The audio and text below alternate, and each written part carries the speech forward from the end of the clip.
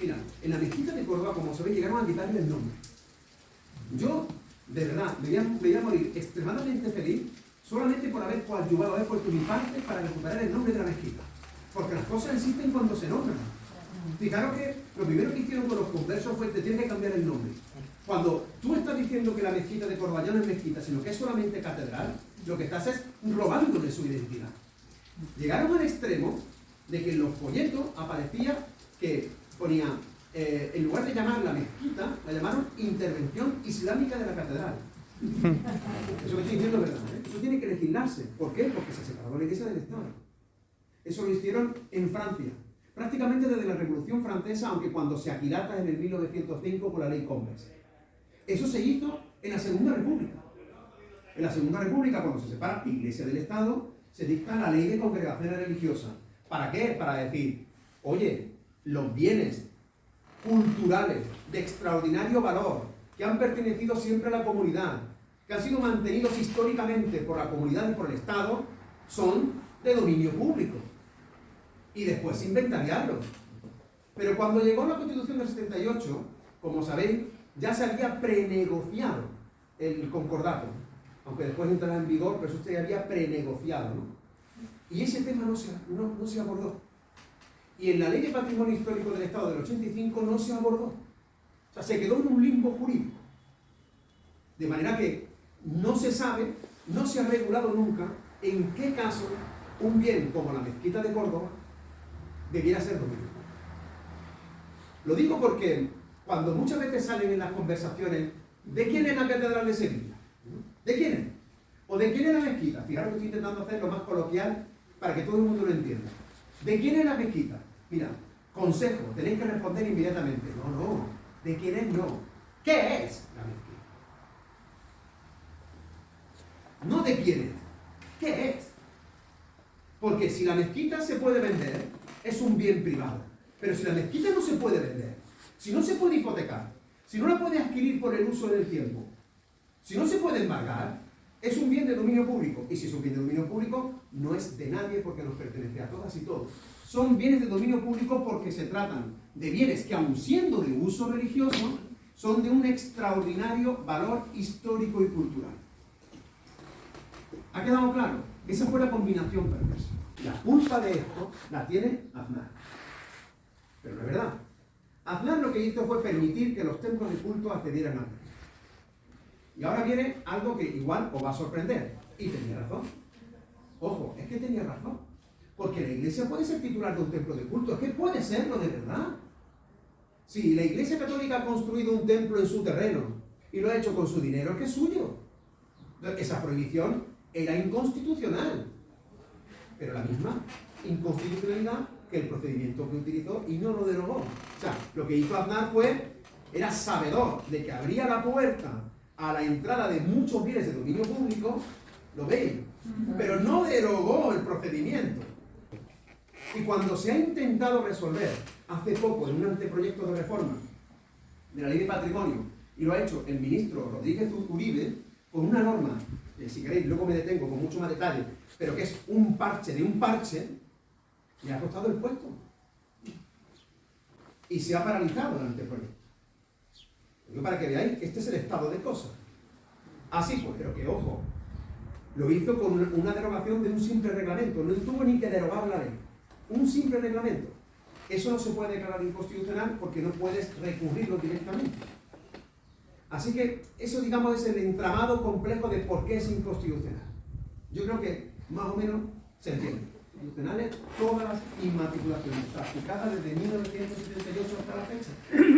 Y eso no quita un átomo los legítimos derechos que tenga la Iglesia sobre sus bienes. Simplemente que vaya y certifique que les pertenecen exactamente igual que cualquier otro ciudadano, sin más. Por eso no es un discurso anticlerical. Hay una conciencia ciudadana mayoritaria de que este régimen tiene que cambiar. España tiene que incorporarse a la modernidad. Se había proclamado la Revolución Francesa. La Revolución Francesa había dicho algo tan elemental como que el poder no viene ni de la sangre ni de Dios, ni de la corona, ni de la Iglesia, que proviene del pueblo. Eso no llega a España, pero claro, hay una conciencia ciudadana de, oye, aquí nos estamos muriendo de hambre y resulta que hay muchísimos bienes que están en manos muertas. Y es cuando se proceden a las desamortizaciones. Fijaros que hasta se declaran heréticos los tratados de Jovellanos, los tratados de...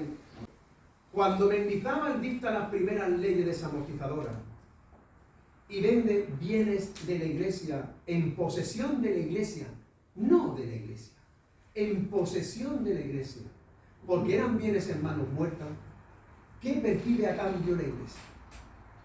Nada. ¿Y por qué no percibe nada a cambio? Porque no eran de la Iglesia. Así de sencillo. Así de sencillo. Las desamortizaciones de Mendizábal, ¿qué hace el Estado? Vender bienes del Estado que estaban afectos, pero eran del Estado. Igual que si vende un hospital que está afecto al, como he dicho antes, pues, a la sanidad, o un colegio a la educación. Y los vende. Y el dinero, pues ya sabéis que fue un auténtico desastre, fue un fiasco. Por tanto, digo hoy aquí es que esos bienes de posesión de la Iglesia son enajenados y la Iglesia no percibe el justiprecio. Porque expropiar es que yo te quito porque te doy un justiprecio. Y te lo quito porque te doy algo, porque declaro que es de utilidad pública. Eso no fueron las desamortizaciones. Porque eran bienes del Estado.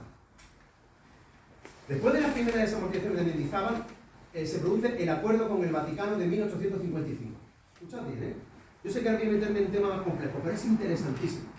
Porque en el 51, viendo lo que había ocurrido, y estando ya el poder conservador, pacta con el Vaticano y dice: a partir de ahora, la Iglesia puede ser titular de bienes.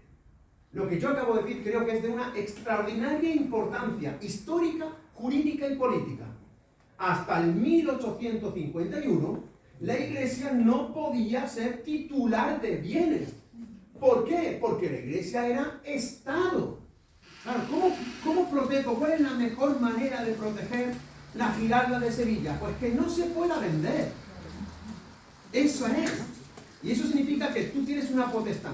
Repito, lo que eso se llama publicatio. La publicatio, el poder designar este bien de dominio público, no es para acaparar propiedades, sino para acaparar potestades. Hasta el 1851 no se reconoce a la Iglesia Católica con capacidad jurídica y de obrar para adquirir bienes.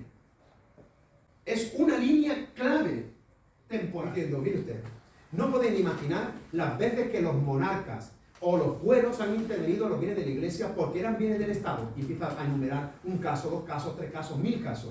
Todo eso para decir que iba a proceder a la desamortización y no iba a dar justiprecio.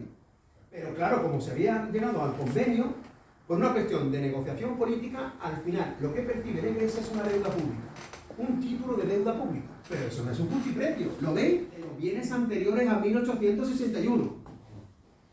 Los poseían, no eran suyos. A partir del 46 los podía inscribir como si fueran suyos. Y desaparece el matiz de si eran o no eran desamortizables.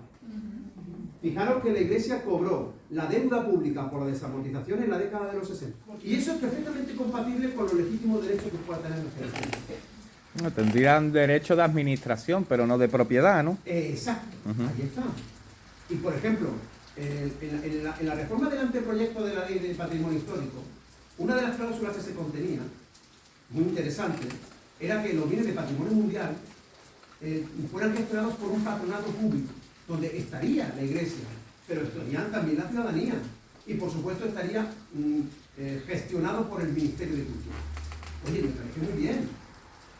¿Eso es quitarle a la Iglesia lo suyo? No, es que no era tuyo. Lo que estamos diciendo es que va a ser profesionales los que van a gestionar un bien de un extraordinario valor histórico. ¿Para qué? Para que el relato no sea el que tú dices.